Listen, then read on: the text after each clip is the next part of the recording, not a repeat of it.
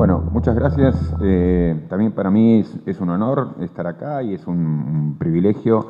Y quería agradecerles especialmente a Guillermo y a Mario, a los que también felicito por el trabajo que hacen, por las decisiones que toman y por el modo en que ayudan a aportar pensamiento, digamos así, fresco y novedoso, que ya por eso tiene sentido, pero que además es más que eso, porque es un pensamiento, yo creo que fresco y novedoso, abierto a inquietudes críticas que ayuden a remover lo mucho que nuestro derecho tiene de anquilosado y de reaccionario en muchos sentidos. Y me parece que el trabajo de ellos como jueces o como intelectuales, es el tipo de aportes que uno agradece y que colectivamente también necesitamos, porque eso necesitamos renovar el modo en que estamos pensando y haciendo el derecho. Yo, digamos, tratando de hacer honor a la invitación de ellos, había pensado qué aporte podía hacer y muy en línea con lo que señalaba Guillermo, yo quería aprovechar, inclusive tomé como excusa la invitación, para pensar un poco el cuerpo igualitario que yo derivo de la Constitución Nacional y de la Constitución de la Ciudad, y ponerlo en diálogo y en diálogo crítico con algo de lo más interesante que ha ofrecido la doctrina penal contemporánea, que tiene que ver con el garantismo jurídico. Entonces, mi propuesta, mi intención ha sido un poco en línea con lo que se decía, repensar críticamente los principios que animan al constitucionalismo, yo diría en el país y en la ciudad, pensando en ese núcleo que yo describiría como un núcleo igualitario, y ahora voy a adentrarme un poco en la definición de cómo entiendo ese igualitarismo, para ponerlo en diálogo crítico con el garantismo, que yo entiendo que es la mejor versión que la doctrina penal contemporánea tiene para darnos acerca de cómo entender y pensar la materia penal. Entonces, empiezo con unas breves definiciones simplemente para dejar un poco en claro de qué voy a estar hablando.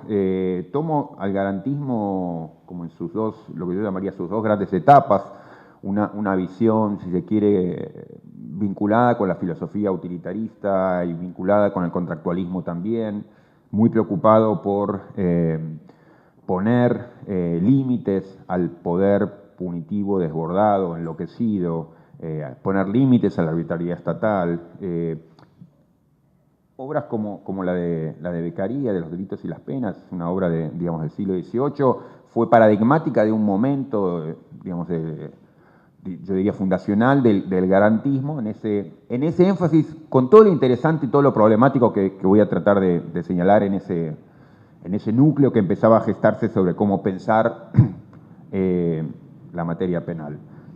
Y lo vincularía al garantismo a una segunda etapa más contemporánea, más vinculada con el trabajo de autores como Ferrajoli o el propio Zaffaroni, en donde, digamos, ese impulso inicial en favor de garantías individuales se expande en una teoría, yo diría, más completa, más robusta, que sigue teniendo un anclaje muy fuerte en el área penal y que se traduce en lo que algunos llaman como una visión minimalista penal, y que alcanza también a una preocupación por la cuestión social, y que se traduce en una preocupación por la defensa de, digamos, lo que son también garantías en materia social, contra, digamos, un desarrollo que era propio de las sociedades del final del siglo XX, todavía hoy, digamos, muy hostil a lo que podemos llamar la lista, el conglomerado de derechos sociales. Entonces, entiendo al garantismo vinculado con esa versión teórica, digamos, que creo que es su mejor versión, aunque, digamos, también lo asocio a lo que ha sido la práctica efectiva del garantismo, que ha tenido que ver con eso, pero que también ha ido más allá, en formas muchas veces degradadas. Pero me interesará pensar en una versión interesante del garantismo. El garantismo, por supuesto, que es reivindicable como teoría, sobre todo a la luz de lo que ha sido la la práctica y el pensamiento penal dominante en materia penal en Argentina y obviamente y más allá, muy marcado por dogmatismos y brutalismo de todo tipo, digamos, por un uso descuidado y despiadado del aparato punitivo estatal, y entonces obviamente que frente a ese cualunquismo de la brutalidad, digamos, propio de estados como el argentino, revestido con ropajes diferentes, digamos, por supuesto que el aporte que hizo en la práctica y en la teoría el garantismo ha sido muy importante. Pero me gustaría pensar críticamente ese garantismo, porque creo que tanto en su núcleo más refinado como en su práctica es muy problemático, sobre todo para quienes partimos, como a mí me interesa partir, de visiones, lo que yo llamaría visiones más robustas, igualitarias, que creo que son compatibles con mucho de lo que dice el garantismo, pero también le exigen ir más allá y a veces en otra dirección. Y entonces, por eso me gustaría, en primer lugar, digamos, aclarar a qué llamo o a qué voy a llamar el igualitarismo. El igualitarismo, que insisto, yo creo que está presente en la mejor lectura de la Constitución de la Ciudad, o de la mejor lectura aún de la Constitución Nacional reformada. Yo lo describiría vinculado con dos compromisos fundamentales. Digamos, son dos compromisos un poco abstractos, pero que son perfectamente, digamos, traducibles a la práctica. Un compromiso es el compromiso con la defensa plena de lo que yo llamaría la autonomía individual, y esto en un sentido muy fuerte, que implica algo muchas veces descuidado, inclusive por el pensamiento de izquierda, digamos, que es la idea de cada persona como soberana, la idea de cada persona como dueña exclusiva de su propia vida, y esto quiere decir, digamos, soberana en lo que son sus decisiones más personales, soberana en cuanto a cómo quiere vivir, qué modelo personal, intelectual, profesional, sexual quiere seguir, soberana en cuanto a la decisión sobre qué concepción de vida, qué concepción de la persona, qué concepción del bien quiere abrazar, qué modelo de persona, qué plan de vida quiere perseguir. Entonces, por un lado, ese compromiso con una idea fuerte de lo que sería la autonomía individual, y por otro lado, una idea, yo también diría una idea fuerte del autogobierno colectivo. Entonces, del mismo modo que uno piensa a cada persona como dueña de su propia vida, bueno, pensar a la comunidad como dueña de su propia vida, digamos, como la que debe hacerse dueña de su propio destino. Y esto implica no simplemente una declaración, sino sobre todo arreglos institucionales que contribuyan a que, como sociedad, digamos, tomemos las riendas de nuestra propia vida, que implica, digamos, también un diseño institucional particular. Y en ese sentido creo que las instituciones, tanto a nivel nacional como la ciudad, en parte acompañan y en parte no. Y la práctica argentina, yo creo que en la materia, tanto la práctica política como la práctica, digamos, judicial, ha ayudado un poco y ha, digamos, trabajado en contra también de esos dos ideales, ¿no? De la idea de autonomía personal como de la idea del autogobierno colectivo. Pero digamos, sobre eso vamos a ir adentrándonos de a poco. Entonces, lo que voy a hacer a partir de esas dos presentaciones básicas, o sea, por un lado un ideario garantista y por otro lado un ideario igualitario, quería poner en diálogo estas dos visiones, y lo hice y me lo planteé curiosamente, ¿no? Tratando de pensar qué es lo que podría decir el igualitarismo que a mí me interesa suscribir frente a una doctrina que ha hecho tanta contribución importante al ámbito penal, pero que también, yo diría, genera insatisfacción, o a muchos de nosotros nos genera insatisfacción y mucho gusto a poco en muchos sentidos. ¿Por qué nos genera también ese gusto a poco? Entonces, marco lo que yo veo como cuatro y medio, digamos, problemas o tensiones o diferencias, ¿no? Y espero no ser injusto, digamos, con la caracterización que voy haciendo, digamos, de la práctica del garantismo.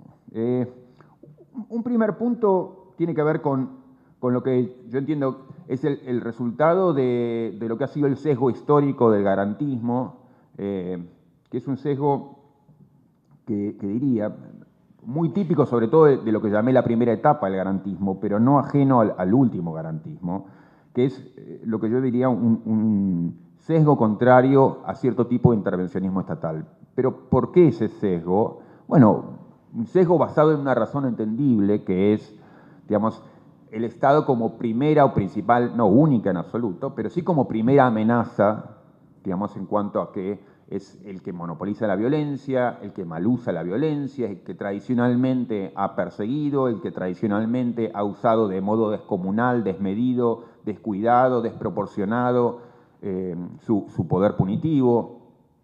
Y yo creo que eso, del mismo modo como en otra área del derecho que a mí me interesa mucho, que es la libertad de expresión, mucho de lo mejor del liberalismo, digamos, el garantismo obviamente tiene mucho del buen liberalismo, mucho de lo mejor de lo que ha ofrecido el liberalismo en materia de libertad de expresión ha sido como resultado de un sesgo antiestatal. O sea, la idea de que el principal enemigo, la principal amenaza, tradicionalmente lo ha sido, no es el único, pero tradicionalmente lo ha sido el Estado. Y yo creo que eso se traduce, o se ha traducido habitualmente también en la materia penal, y ha llevado a muchos a pensar que, digamos, la mejor respuesta es que el Estado que retire las manos, ¿no? Que retire las manos del tipo de violencia que habitualmente impone. Uso eso como metáfora, la idea de retirar las manos, porque me parece que muchas veces una versión, yo diría muy común del garantismo, lo que pide es, digamos, frente a la tradición que ha sido muy propia de países como el nuestro, la tradición argentina del imponer, del abusar, del usar violencia, ha sido la digamos, de esa violencia descomunal. Bueno, por supuesto que era un buen consejo, retírese, salga de allí, saque las manos el Estado del uso de esa violencia. Ahora, me parece que es muy distinto, digamos, lo que el igualitarismo viene a pedir, porque el igualitarismo, en honor de esos dos principios, el de la autonomía individual y el autogobierno colectivo, bueno, pide sobre todo un tipo muy particular de intervención estatal, un tipo de intervención social particular, que tiene que ver con esto, con la reconstrucción de la comunidad, con el hacer posible el autogobierno, con el hacer posible la vida autónoma. Doy dos ejemplos de la práctica argentina para ver si ayudan a pensar, digamos, o a hacer visibles qué tipo de diferencia estoy pensando en este primer punto. Tomemos, por ejemplo, el caso de lo que fue la toma de tierras en el caso del indoamericano. Bueno, digamos, un caso muy tremendo, digamos, en el que estuvieron involucrados, no quiero entrar ahora en esa historia, digamos, pero digamos, el gobierno de la ciudad, como el gobierno nacional, digamos, de violencia, bueno, de violaciones de derechos de todo tipo, de agresiones. Bueno, una respuesta posible frente a lo que uno veía como las amenazas propias del Estado punitivo, el Estado que quiere, digamos, procesar y encarcelar gente y usar su violencia y descargar balas. Bueno, una que yo llamaría una respuesta garantista es la del retiro, deje de tirar balas, digamos, saque las manos de ahí, no procese a esta pobre gente. Bueno, sin querer ridiculizar esa posición, pero hay mucho importante en esa posición, pero es muy distinto de lo que yo creo que es el enfoque igualitario que corresponde, que es un enfoque que también fue usado en ese momento, que es el de, bueno, no, lo que tenemos que hacer es reunir a las partes, pensar el problema colectivamente, ver qué hacemos con la distribución de las tierras.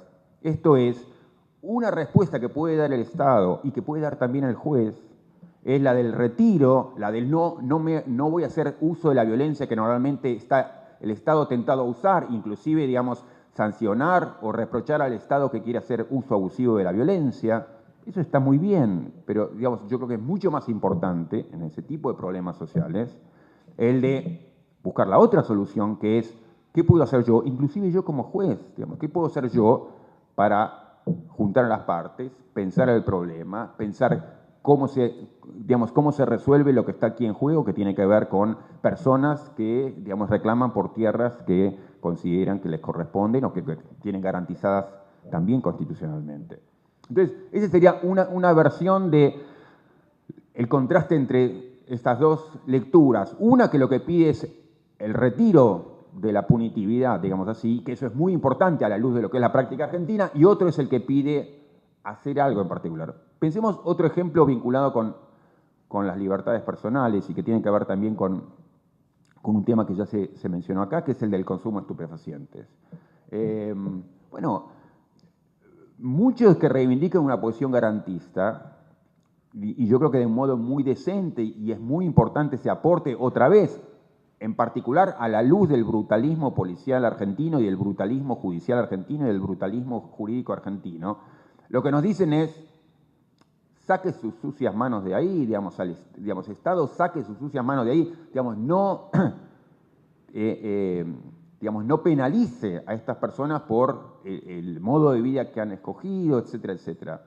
Bueno, esa es una respuesta posible y una respuesta interesante, otra vez, a la luz de lo que ha sido la práctica argentina de la brutalidad policial y la brutalidad jurídica.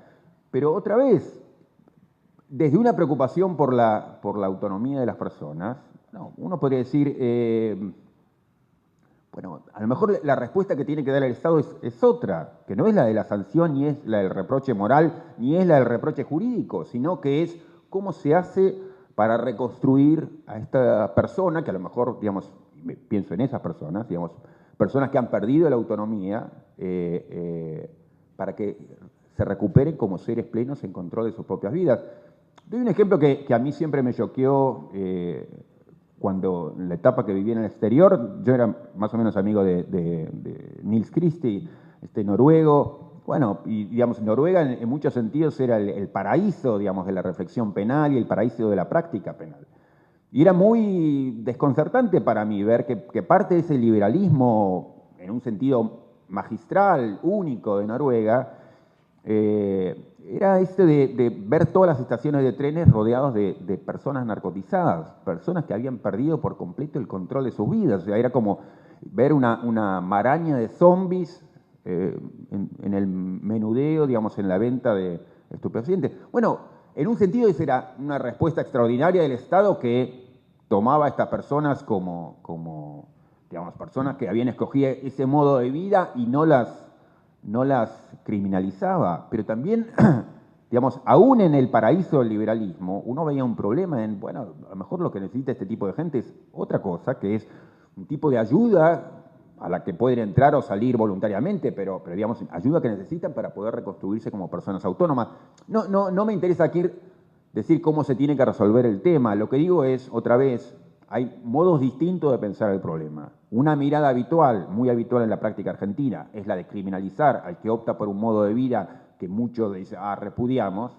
Bueno, hay otra respuesta que yo la vinculo más con la respuesta liberal garantista, que es un modo de vida como otros, déjelo tranquilo, no lo criminalice, que obviamente a la luz de la primera opción es mucho más interesante, pero yo creo que hay una tercera posibilidad ahí, que yo me haría una respuesta igualitaria, que en este caso se preocuparía, como en el primero se preocuparía de cómo hacemos para reconstruir las condiciones del autogobierno colectivo, aquí es cómo hacemos para contribuir a que esta persona vuelva a tomar control sobre su propia vida. Ese sería como un primer punto de diferencias. Un segundo punto tendría que ver con la idea del minimalismo penal. Digamos, a mí siempre me ha resultado muy problemática la idea del minimalismo penal, no por lo mucho, sino por lo poco. Digamos,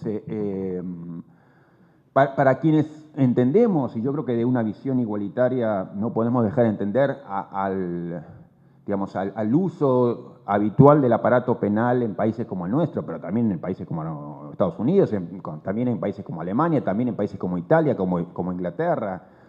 Digamos, y vemos el infierno que es común en la forma habitual de respuesta del Estado en relación con las personas a las que quiere reprochar algo, digamos, para decirlo brutalmente, digamos, el infierno que representa la privación de la libertad en países occidentales modernos y democráticos. Bueno, cuando coincidimos con ese diagnóstico, y pienso tanto en Ferrajoli como pienso en Zaffaroni en Argentina, digamos, en la coincidencia, en lo que podemos ver como la descripción de ese infierno, bueno, si nosotros identificamos ese tipo de situaciones como unas situaciones de símil tortura, bueno, por supuesto que la respuesta no puede ser la del minimalismo. Digamos, la tortura es inaceptable siempre, bajo toda condición. Entonces, la tarea la tarea del buen juez, la tarea del buen doctrinario, no es bregar por el minimalismo. Digamos, si describimos una práctica habitual como tortura, bueno, la respuesta frente a la tortura es la no tortura, no el minimalismo. Entonces, ahí hay algo que a mí se me hace, digamos, indigerible e inaceptable. Y me parece que hay un problema que es un problema de consistencia o de no animarse a ir tan lejos como se debe ir. Y no por una asunción irresponsable, digamos, y gratuita o alegre de forma del abolicionismo, sino simplemente tomarse en serio aquello de lo que uno parte. Y entonces, si uno se detiene en algún momento, bueno, tiene que dar una razón de por qué se detiene. Digamos. Entonces, hay algo problemático en el minimalismo, porque la idea no es civilizar la guerra. No, la idea es, digamos, si yo tengo una posibilidad frente a la guerra, no es la de rescatar al herido. Digamos, yo no debo participar en la guerra ni debo ser funcional al mantenimiento de esa guerra.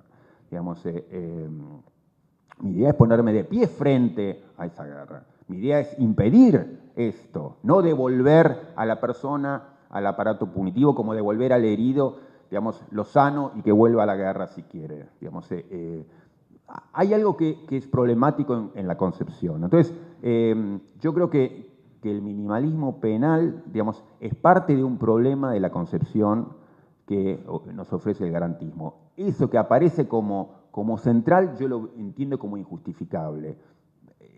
Nos quedamos frente a un mundo, digamos, amenazador, nos quedamos frente a un mundo muy problemático, es pedir demasiado, no lo sé, pero digamos, en todo caso, no podemos ser inconsistentes respecto de aquello que afirmamos teóricamente. Yo creo que eso, otra vez, creo que entonces no se trata de minimizar todo lo posible, sino hacer algo diferente. Me parece que hoy el juez penal y el doctrinario penal piensa la respuesta, digamos, como el interruptor de la luz, ¿sí o no? Entonces trato de apagar el interruptor todas las veces que sea posible. No se trata de eso. Hay respuestas posibles y usted puede ayudar a ofrecer respuestas diferentes. Por supuesto, digamos, el tipo de cambios que requieren, digamos, una crisis social, no es que se va a resolver a través del derecho penal, pero eso no debe darle una excusa al juez penal o al doctrinario penal para trabajar finalmente, digamos, de un modo funcional al mantenimiento de esa maquinaria que repudia en lo que escribe. Digamos, si hay razones para repudiarlo, su respuesta debe y puede ser otra. Entonces, la idea de no vamos tan lejos porque si no, digamos, generamos un problema peor que la enfermedad. No, digamos, hay una respuesta diferente, hay formas distintas de pensar este tipo de problemas y merecen ser exploradas. Una nota a pie de página al respecto, y esto es el medio del que hablaba. Yo creo que los problemas de consistencia, y lo que diría, el problema de inconsistencia, que es propio de las formas habituales del garantismo, tuvieron un reflejo que en Argentina tienen una repercusión muy dolorosa, y apenas quiero abrir esa puerta porque es una puerta hiper problemática en Argentina, pero que tiene que ver con toda la discusión sobre los crímenes de lesa humanidad. Hubo, digamos, parte de lo que fue el gran debate que se dio en los 80 entre Nino y Zaffaroni, entre Carlos Nino y Zaffaroni, en parte versaba sobre este punto, y yo creo que Nino decía algo importante frente a Zaffaroni, que no dio una mala respuesta, pero digamos que yo creo que da una respuesta incompleta o imperfecta en este tipo de puntos. Nino le decía a Zaffaroni, usted es un semi-abolicionista en el modo que se acerca habitualmente al derecho penal y un hiperpunitivista cuando pasa a tratar las cuestiones, digamos, vinculadas con los crímenes masivos. Ahí hay un problema de inconsistencia, digamos, y por supuesto que los peores crímenes requieren un reproche más fuerte. Pero otra cosa es decir que, digamos, suscribir lo que yo llamaría un principio de discontinuidad. Yo creo que el derecho debe ser mirado, digamos, a partir de un principio de continuidad. Esto es, repudiamos, digamos, el uso de la coerción de ciertos modos y reclamamos ciertas garantías, y eso lo hacemos todo a lo largo, para todos los crímenes. Por supuesto, distintos crímenes merecen distinto tratamiento, pero eso no quiere decir que entonces podamos suscribir un principio de discontinuidad. Entonces la idea es, vamos a repudiar el uso de la coerción todo a lo largo, y vamos a reclamar el respeto de garantías todo a lo largo. Por supuesto, distintos crímenes merecerán distintos reproches, los más graves merecerán los reproches más graves. Pero, insisto, yo creo que ahí es una reverberación más, una repercusión más de esto que estaba señalando, que hay un problema de consistencia que ha mostrado tradicionalmente el garantismo o, digamos, expresiones interesantes, importantes del garantismo. Un tercer problema, y menciono 4, digamos, tiene que ver con lo que yo llamaría el aspecto liberal individualista del garantismo. Ahí yo señalaría, junto con algunos autores contemporáneos como Owen Fish, digamos que, bueno, el tipo de individualismo que ha marcado la historia del garantismo, por supuesto que es hiper reivindicable en este reclamo que nos hace de cada persona importa, cada persona es relevante, digamos, debemos cuidar los derechos de todos, o sea, como reclamo general. Pero me parece que muchas veces perdemos la capacidad de entender, digamos, el problema de grupos. La idea de que hay problemas que son fundamentalmente sociales, hay cuestiones que tienen que ver con lo que podríamos llamar la estructura social. Owen Fish da el ejemplo de la violencia policial en casos, digamos, raciales. Bueno, entonces uno puede enfrentar la violencia policial sancionando a todos los policías que ejercen, digamos, racismo velado o no velado, o desvelado, digamos, contra este o aquel miembro, contra Rodney King, contra, digamos, este o aquel miembro del grupo afroamericano, y entonces lo sancionamos y dejamos en claro que el Estado no está dispuesto a suscribir, no está dispuesto a avalar la violencia policial, y entonces si usted cometió violencia, bueno, pero hay algo que perdemos de vista, y estamos frente a un problema que no es del comisario Juan frente a Rodney King. Estamos en un problema que tiene que ver con una institución y el modo que aborda cierto tipo de problemas en relación con cierto tipo de grupo. Entonces, es un problema que no es del comisario, del subordinado, sino que es un problema institucional. Hay un sesgo que es un sesgo metido y que tiene que ver con el modo que se ha construido la institución y que tiene que ver con la situación de desventaja o de subclase en que se ha convertido determinado grupo, ya sea el grupo indígena en Chile, ya sea el de los mapuches o ya sea el grupo de los afroamericanos en Estados Unidos. Entonces, otra vez, no le quiero imputar al garantismo, digamos, los males de este mundo, que el garantismo ha tratado en buena medida de remediar o de reducir. Simplemente digo que hay en el aparato teórico propio del garantismo sesgos que tienen que ver con un cierto individualismo apreciable en muchísimos sentidos, pero que hacen más difícil reconocer un tipo de problemas que necesitamos reconocer y que tienen que ver con problemas que son de grupo y que son de estructura.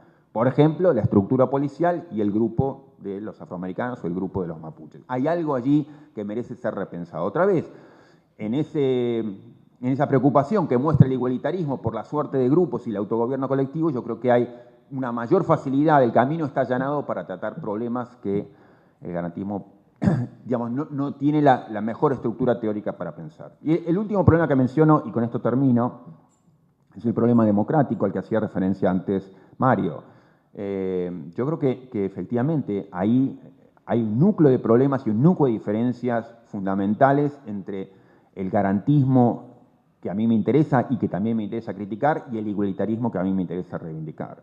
Yo creo que el mejor garantismo argentino e italiano o latinoamericano también, digamos, es un garantismo sospechoso de la democracia, hostil a la democracia, digamos, que puede hablar de la democracia, pero que le huye a la democracia, que tiene miedo, digamos, de la democracia. La idea que termina siendo un acoso a la idea a la idea democrática, a la idea del populismo penal, lo que viene a significar es, bueno, una tendencia que se asume injustificadamente, totalmente, de modo completamente injustificado, que si usted le abre un vínculo entre sociedad y derecho penal, lo que pasa es que se dispara, digamos, el punitivismo social.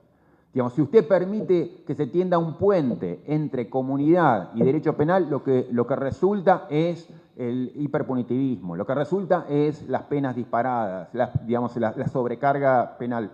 Eso no está probado en ningún lado, digamos. La idea de que, y una extraordinaria muestra que también vemos en nuestro país, en la que mencionaba Mario, que tiene que ver con el jurado.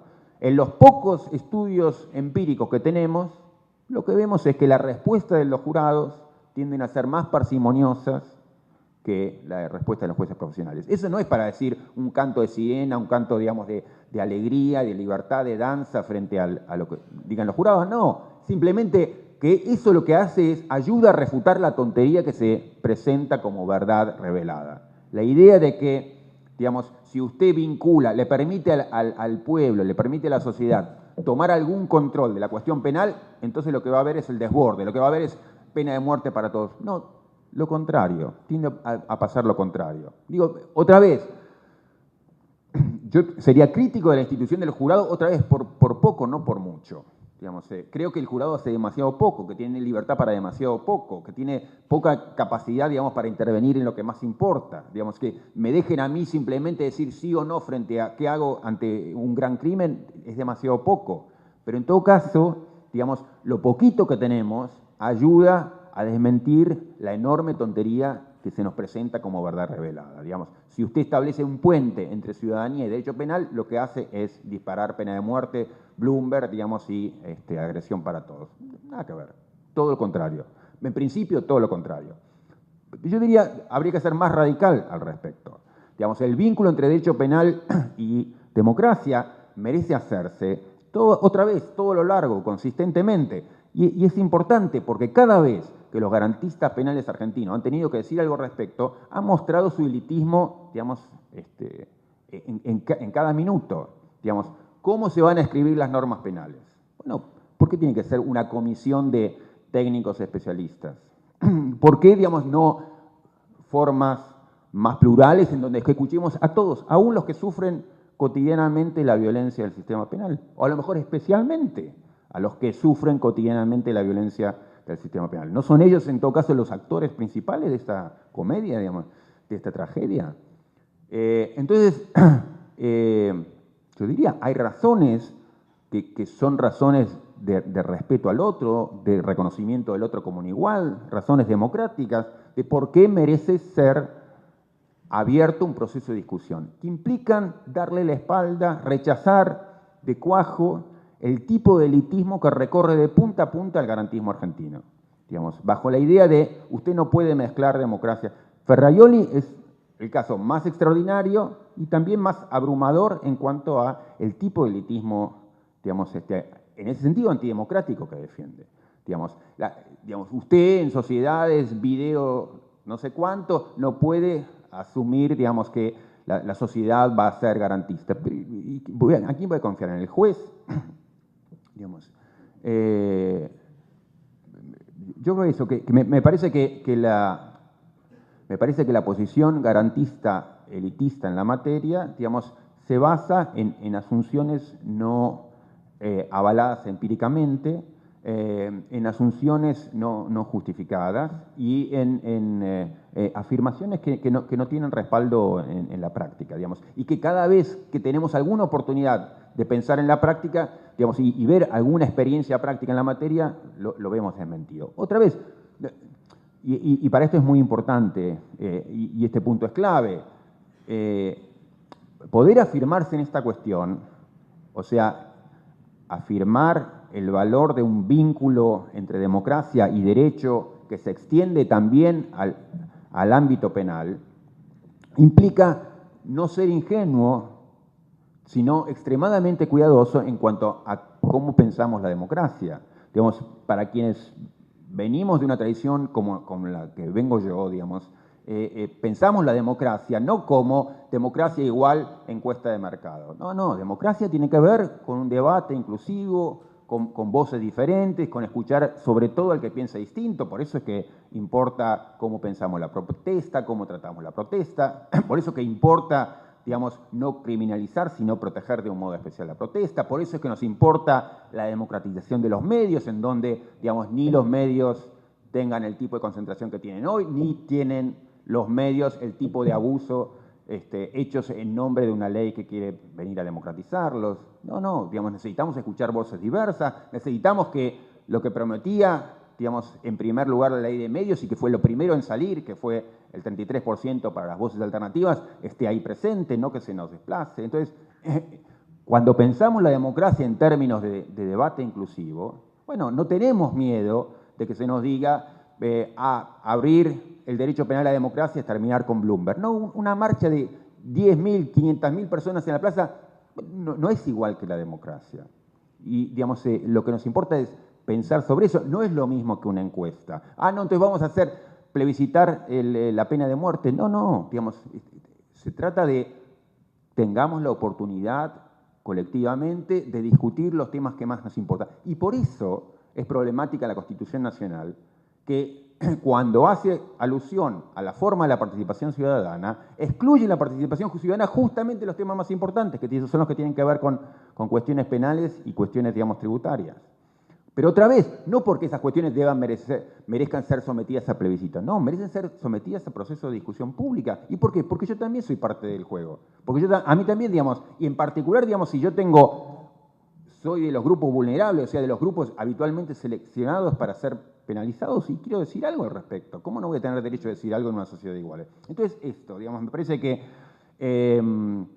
digamos, para concluir, creo que las mejores contribuciones que ha hecho la doctrina y la justicia penal en nuestro tiempo, contemporáneamente, en Argentina, en Latinoamérica y diría al menos en el mundo iberoamericano, ha tenido que ver con lo que ha ofrecido el garantismo. Pero justamente por eso, en honor de las importantes contribuciones que ha hecho, digamos, es que merece, en vez de quedarnos dormidos en esos laureles que terminan siendo opresivos, necesitamos repensarlos críticamente. Y creo eso, que en el tipo de instrumentos jurídicos que tenemos a mano, que incluyen a la Constitución Nacional y la Constitución de la Ciudad, hay un etos igualitario que nos da herramientas para repensar críticamente aún doctrinas generosas y, digamos, bienvenidas como las del garantismo jurídico. Bueno, eso. Bueno, querían pensamiento crítico. Bueno, muchas gracias, Mario, Roberto.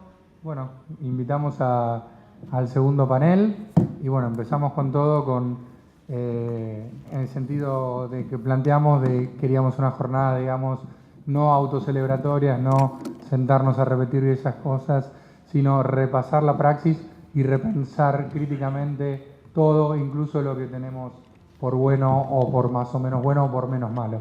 Así que ha sido un comienzo más que auspicioso y agradezco muchísimo a ambos expositores.